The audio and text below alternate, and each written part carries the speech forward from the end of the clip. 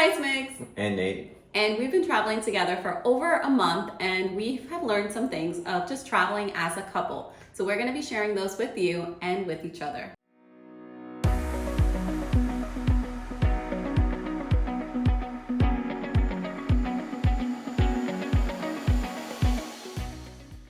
My first lesson or tip, I guess, for couples traveling is that when you're going to a new place, for you each to separately identify 2 or 3 things that you want to do in that place during your stay so that you can prioritize those and you're both getting something out of the trip. Trust the other person. Sometimes it's raining and I tell Nate, do you want to be under my umbrella? He doesn't. And I have to just trust that he's okay getting wet. I don't understand it. It makes no sense to me.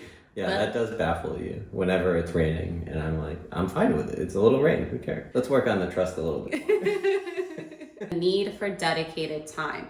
What I mean by this is dedicated solo time when we're not spending time with each other, dedicated date nights when we're actually like going out, not talking about planning, not talking about the trip, but just enjoying each other's company, dedicated time for us to work or do our separate projects, and also dedicated time for taking turns on who is annoyed or cranky that day. Like, we both can't be cranky on the same day. So there are times that I want to be cranky, but you're being cranky. And I'm like, okay, it's his day. Let him take the cranky moment. And I'll be cranky maybe another day. In addition to dedicated time, I think it's also important to have dedicated space.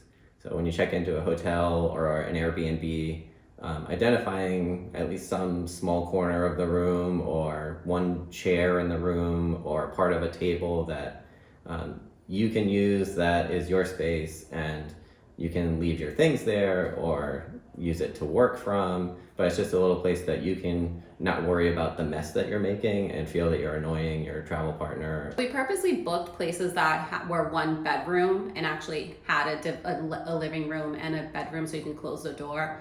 We try as much as possible not to get studios if we're going to be in there for a long time, because we do want to be able to have that separate space. Be flexible with your schedule. It's important to check in frequently with each other to make sure that you both still feel like doing whatever it is that you had planned.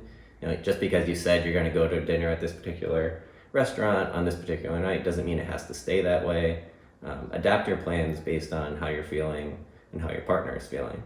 So we talked about having dedicated time for certain activities or certain experiences, but also I think it's important to plan that time around your travel partner's natural rhythms and behaviors. So I'm not a morning person, Migdalia is less of a night person.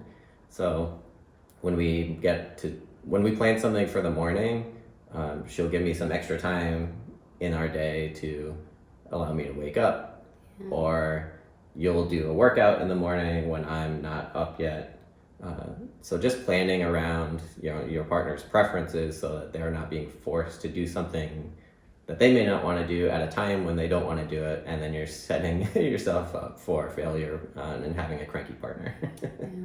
Okay, my last tip for traveling with somebody is to play to each other's strengths. So we've divided a lot of the responsibilities based on what we like to do or are good at in terms of researching where to stay or communicating with the waiter. I don't have the language skills that Migdalia has in some cases, or many cases. So she takes the lead on that. I will navigate us from place to place because navigation skills are more my specialty. I am great at navigating. I like to explore. I don't like to be stuck to a map. So when it's time to explore, I can take the lead.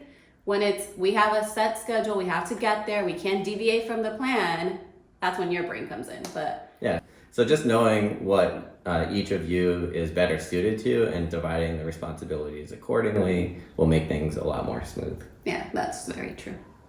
Yeah.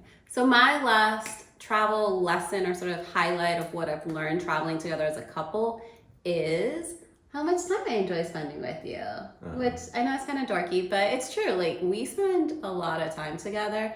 We enjoy ourselves. We can, do nothing and have fun, or go out and adventure and have fun. So that's something that I've learned, and I've been pleasantly surprised. I was a little concerned if we were going to get annoyed spending so much time together, but it's been the opposite. Thanks so much for watching. We hope that these tips are helpful for you as you travel with your partner, your friends, or family. And let us know in the comments section if there are any tips that we didn't mention that would be helpful for us as we continue to travel for the upcoming months. Thanks so much for watching.